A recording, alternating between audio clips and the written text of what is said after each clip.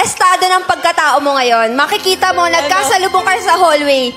Kasama na niya yung bago niya. Anong gagawin mo? Kailangan mo sumagot.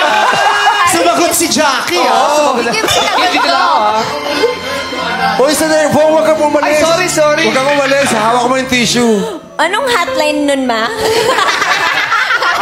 ano pwede tawagan? Ano daw? Hindi, dapat ano ka lang. Kasi, gano'n naman ang buhay eh. Hindi naman binibigay ni God yung mga hardest battle niya to his strong. Ang tanong lang, ano daw gagawin mo?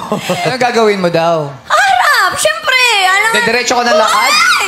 Akin na tissue!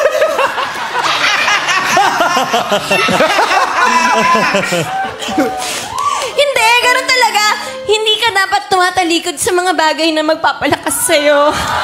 We love you, Kimi! Correct. Jackie, halika na.